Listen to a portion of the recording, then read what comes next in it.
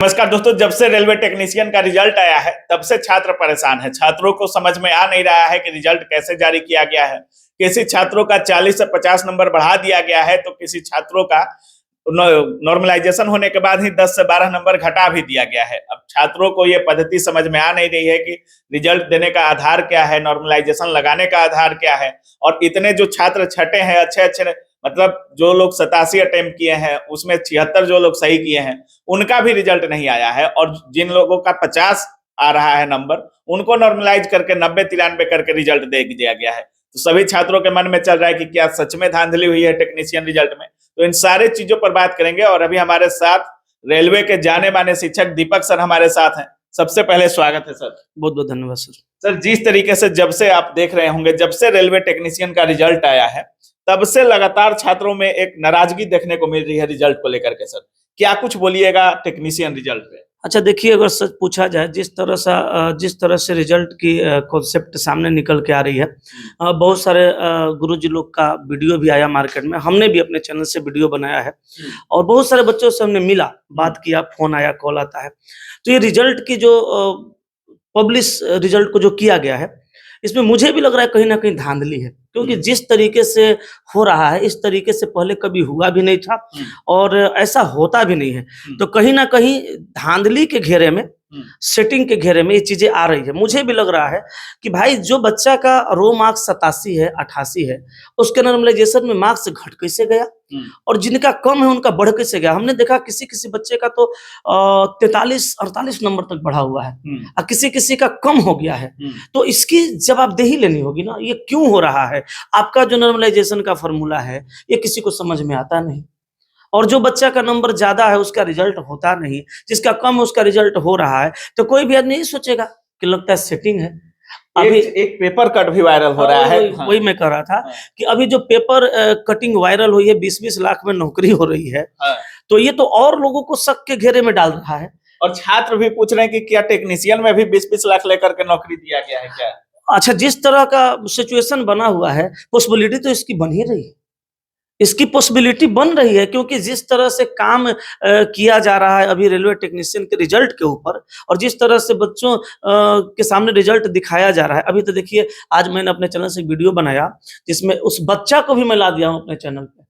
लोग तो टॉपर के साथ वीडियो बना देते हैं कि ये इस टॉपर है, इसका इतना नंबर बढ़ गया, हमने पढ़ा दिया, टॉपर हो गया। टॉपर का खेला इंडिया में बड़ा जोर शोर से चलता है, एसएससी में भी चलता है, रेलवे में भी चलने लगा है।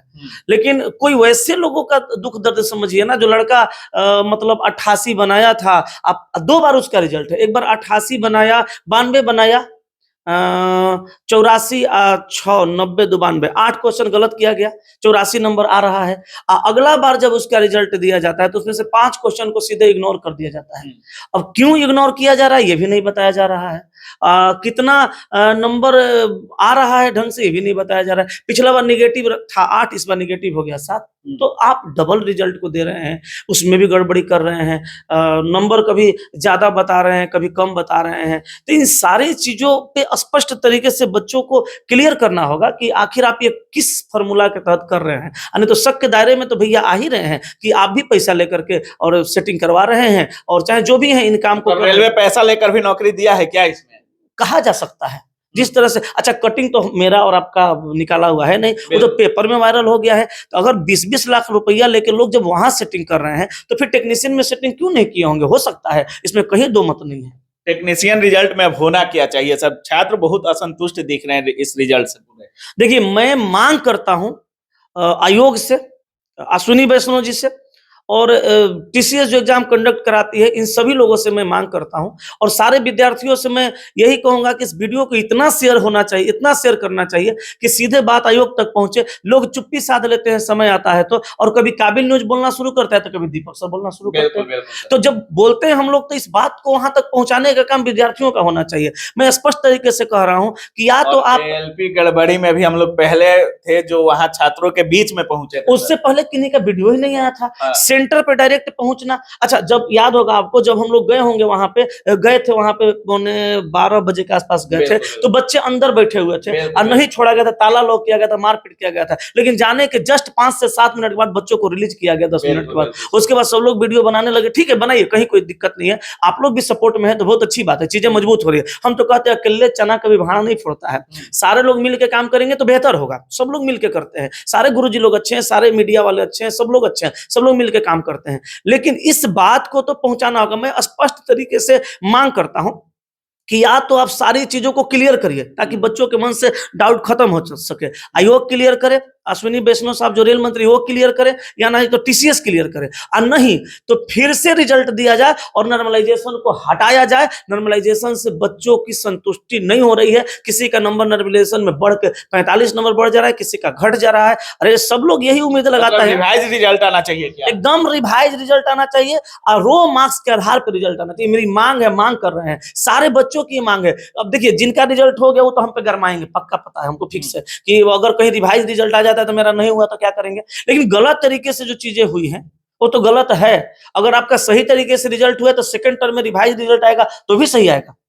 तो हो सकता है वो लोग गुस्साएंगे, गाली भी बकेंगे वीडियो के नीचे कि आप रिवाइज रिजल्ट क्यों मांग रहे हैं। लेकिन हम उन बच्चों के लिए परेशान हैं जो बच्चे का नंबर ज्यादा उनका कम हो गया। या तो आप अगर रिवाइज रिजल्ट नहीं देते हैं तो संतुष्ट करिए, और नहीं आधार क्लियर करिए कि आपका नॉर्मलाइजेशन का आधार हाँ क्या है, क्यों कम हुआ, पूरी तरीके से जवाब दीजिए। और नहीं तो रिवाइज रिजल्ट दीजिए और नॉर्मलाइजेशन को हटाइए, रो मार्क्स पे रिजल्ट दीजिए। जिसका नंबर ज्यादा आएगा वो नौकरी के हकदार होगा, जिसका नंबर कम आएगा वो नौकरी के हकदार नहीं होगा। नहीं तो हर बार कहेंगे, हर बार बच्चा भी कहेगा सेटिंग हुई है, सेटिंग हुई है, सेटिंग हुई है, सेटिंग हुई है, सेटिंग हुई। सेटिंग हुआ है एग्जाम में, कहेंगे अगर ये चीज नहीं होगा तो। बच्चा भी कह रहा है, हम भी कहेंगे रिजल्ट में सेटिंग है। हाँ एकदम कहेंगे। अगर क्लियर नहीं होता है तो कहेंगे, क्लियर अगर आप नहीं करते हैं तो हम कहेंगे। क्योंकि नंबर जिसका ज्यादा, हर लड़का यही सोचता है ना कि रो मार्क्स इतना आ रहा है ना तो नॉर्मलाइजेशन में बढ़ेगा, यहाँ नॉर्मलाइजेशन में कम हो रहा है। किसी का बढ़ के 45 नंबर ज्यादा हो रहा है। एक ही बोर्ड में ये चीज नहीं है, सारे बोर्ड में हो रहा है। अभी गुवाहाटी वाला एक वीडियो हमने डाला जो टॉपर का कहानी था, जो लड़का फेलियर था उसका, अभी आज एगो हमने डाला है। अभी आज वो लड़का फिर फोन करके रो रहा था, कल फिर उसका वीडियो डालेंगे। हम नहीं रुकेंगे, हम लगे रहेंगे, हम करेंगे फिक्स है। आपको भी तो डायबिटीज नहीं हो गया है मिठाई खाते खाते?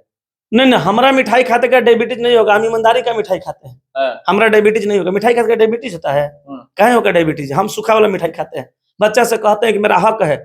एलपी सीबीटी 2 कब एग्जाम होने की संभावना है? 15 दिन, उसी दिन मांग किए थे, 15 दिन के अंदर होना चाहिए। अगर बहुत ज्यादा आप लेट करेंगे 1 महीना हम लोग बर्दाश्त करेंगे, उससे ज्यादा नहीं। उससे ज्यादा नहीं। मार्च के लास्ट तक आपको बताना होगा कि अप्रैल में किस तारीख से आप एग्जाम ले रहे हैं सीबीटी 2 का।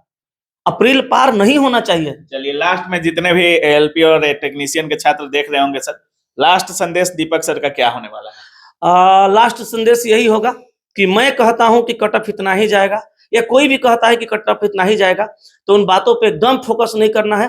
फोकस सिर्फ एक ही जगह होना चाहिए। सीधे विद्यार्थियों को दिखना चाहिए मछली का आंख, सीधे विद्यार्थी को दिखना चाहिए पढ़ाई, और सीधे विद्यार्थियों को दिखना चाहिए कंटेंट। खूब मन लगा के पढ़िए, कंटेंट लीजिए बेहतरीन तरीके से। सारे सब्जेक्ट का क्लास अगर एक जगह करना है तो एक जगह करिए, अलग अलग करना है तो अलग अलग करिए, लेकिन बेहतर शिक्षक से पढ़िए, बेहतर कंटेंट लीजिए, किसी की बातों में ना आइए। क्योंकि आपका कैरियर उनके लिए महत्वपूर्ण नहीं है, लेकिन आपका कैरियर आपके लिए, आपके परिवार वालों के लिए महत्वपूर्ण है। खूब मन लगा के पढ़िए, पढ़ने वालों की नौकरी होगी ही होगी। और जब धांधली होगा तो हम लोग आवाज उठाने के लिए तैयार हैं, रेडी हैं। हम आपकी हक की मांग रखेंगे और करेंगे। बहुत बहुत धन्यवाद। Thank you sir.